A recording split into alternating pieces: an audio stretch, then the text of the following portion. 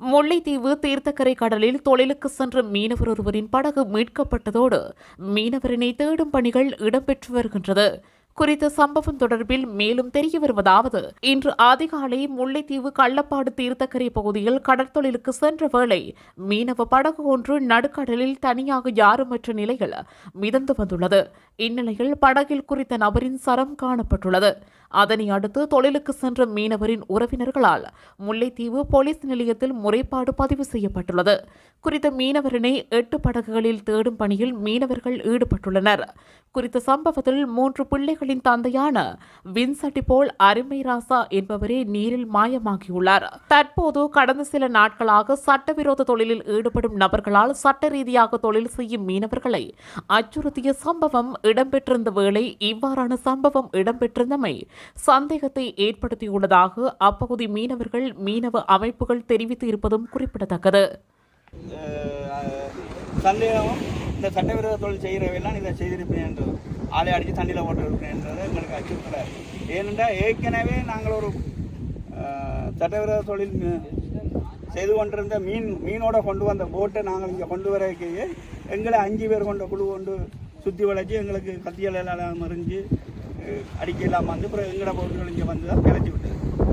அப்படியான செயற்பாடுகள் இங்கே நடந்து கொண்டு தான் இருக்குது. அமைச்சருக்கு நாங்கள் எத்தனை வரங்கிட்ட முன்னாடி வாங்குவோம், எங்களோட பிரச்சனை என்னென்னு கதையும் கொண்டு அமைச்சர் இதுவரைக்கும் எங்களுக்கு வரையிலே.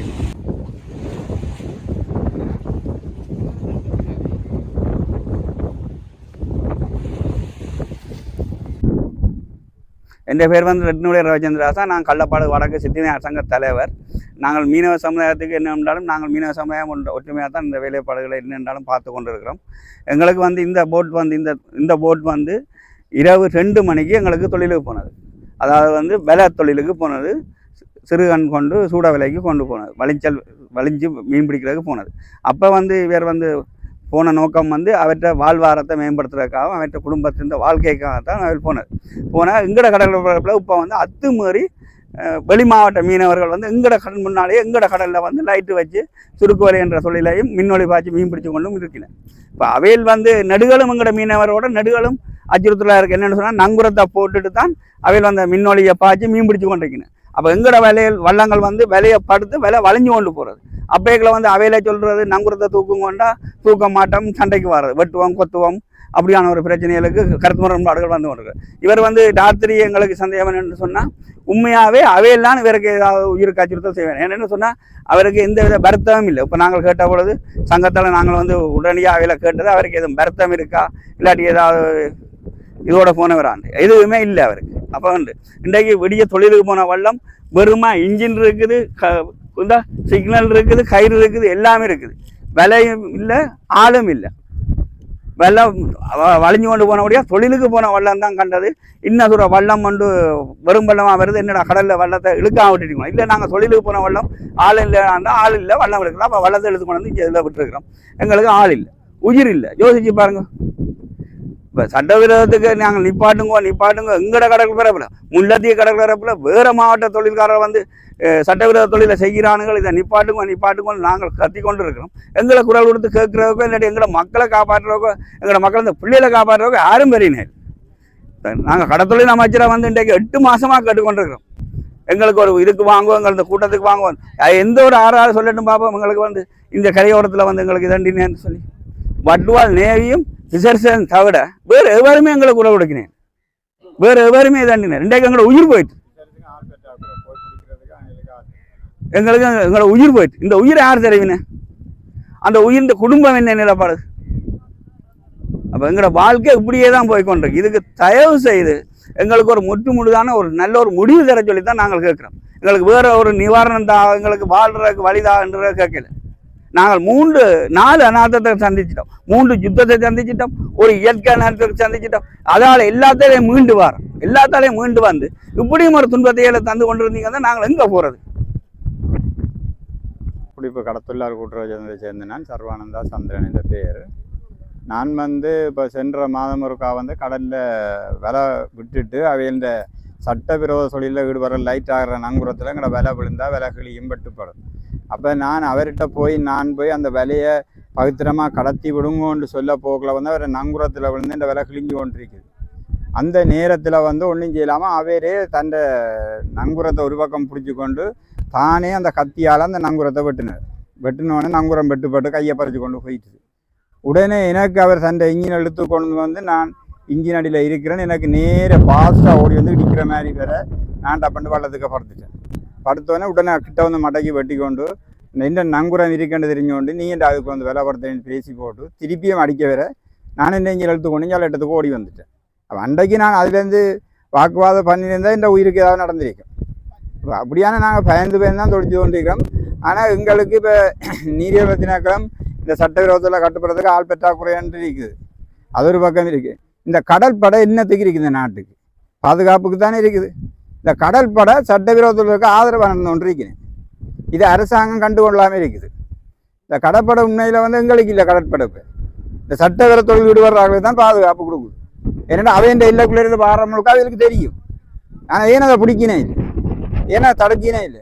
இதால் எங்களோட மக்களுக்குள்ளான ஒரு முரண்பாடு வந்து கொண்டிருக்கு. இதே மாதிரி நீ எத்தனை உயிர் போப்புதோ எங்களுக்கு தெரியல. இன்றைக்கு அவனுக்கு நாளைக்கு எனக்கோ தெரியல.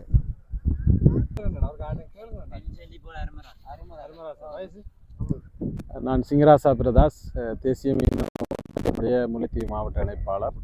அதேபோன்று வடமான கடற்றொழிலாளர் இணையத்தினுடைய முல்லைத்தீவு மாவட்ட ஒருங்கிணைப்பாளராகவும் இருக்கிறேன். இன்றைய தினம் தீர்த்தக்கரை அன்னை வேளாங்கண்ணி சங்கத்தை சேர்ந்த ஒரு மீனவர் ஒருவர் தொழிலுக்கு சென்றவர்களை காணாமல் போயிருக்கிறார். இந்த காணாமல் போன சம்பவம் வந்து முதல் நடந்த காலங்களிலே இருந்திருந்தாலும் தற்போதைய காலங்களிலே நாங்கள் ஊகிக்கக்கூடியதாக இருக்கும். இந்த சட்டவிரோதமான தொழில் முறைகளை செய்கின்ற தொழிலாளர்களால் இந்த மீனவர்களுக்கு கடந்த காலங்களிலே பல அச்சுறுத்தல்கள் இடம்பெற்று அவர்கள் தாக்கப்பட்டும் இருக்கிறார்கள். தாக்குவதற்கான முயற்சிகள், அவர்களை வழிமறித்து கடலிலே பல அட்டூழியங்களை செய்த சம்பவங்களும் இடம்பெற்றிருக்கின்றன. அதன் தொடர்ச்சியாகத்தான் இந்த நிகழ்வையும் நாங்கள் பார்க்க வேண்டியதாக உள்ளது. இன்றைய தினம் காணாமல் போயிருக்கிற ஒரு மீனவர் ஒருவர், அவருடைய படகு மாத்திரம் கண்டெடுக்கப்பட்டிருக்கிறது. ஒரு 3 பிள்ளைகளின் தந்தையான அருமைராசா, வின்சென்ட் போல் அருமைராசா என்கின்ற மீனவரே இங்கு காணாமல் போயிருக்கிறார். இவ்வாறான தொடர்ச்சியான சம்பவங்கள், அதாவது சட்டவிரோத தொழிலை மேற்கொள்ளுகின்ற மீனவ சமூகம் செய்கின்ற இந்த அட்டூழியங்களால் எங்களுடைய மீனவர்கள் தொடர்ந்தும் பாதிக்கப்பட்டு கொண்டிருக்கிறார்கள். இவ்வாறான செயற்பாடுகள் உடனடியாக நிறுத்தப்பட வேண்டும். கடந்த காலங்களில் கூட இந்த சட்டவிரோத தொழிலை கட்டுப்படுத்துவதற்காக இந்த மீனவர்கள் அமைப்புகள் சேர்ந்து பல முயற்சிகளை மேற்கொண்டிருந்த போது அவர்களுக்கு எதிராக சில விசமிகளால், அந்த சட்டவிரோத தொழிலை செய்கின்ற அந்த விசமிகளால் அவர்களுக்கு பாரிய இடையூறுகளை விளைவித்து அவர்களுடைய மோட்டார் சைக்கிள் எரிக்கப்பட்டு அவர்களுடைய தொழில் உபகரணங்கள் சேதப்படுத்தப்பட்டு வீதிகளிலே மறித்து அவர்களுக்கு கொலை மிரட்டல்கள் விடுக்கப்பட்டு இப்பொழுது கடலிலும் இந்த நடவடிக்கை தொடர்ந்து கொண்டிருக்கிறது. ஆகவே இவ்வாறான செயற்பாடுகளை உடனடியாக நிறுத்தி இந்த அரசாங்கம், இந்த பொறுப்பு வாய்ந்த அதிகாரிகள் அல்லது பொறுப்பு வாய்ந்த திணைக்களம் இதற்கு உடனடியாக விரைந்து மீனவர்களுடைய பாதுகாப்பை உறுதி செய்து இவர்களுக்கு சுதந்திரமாக தொழில் செய்வதற்கான வசதி வாய்ப்புகளை பெற்றுக் கொடுக்க வேண்டும் என்று சொல்லி முக்கியமாக நாங்கள் இந்த கடற்தொழில் அமைச்சரிடம் நாங்கள் வேண்டுகோள் விடுக்கிறோம். முல்லைத்தீவு மாவட்டத்திலே பல்வேறு அசம்பாவிதங்கள் இந்த மீனவர்கள் கொண்டு கொண்டிருக்கிறார்கள். இவர்களை நீங்கள் திரும்பி பார்த்து இவர்களுக்கான சரியான தீர்வு, சரியான ஒரு பொறிமுறையான மீன்பிடி முறைகளை இவர்களுக்கு அறிமுகப்படுத்தி அவர்களை பாதுகாக்க வேண்டும் என்பதை நாங்கள் இந்த இடத்துல வலியுறுத்தி நிற்கின்றோம். நன்றி.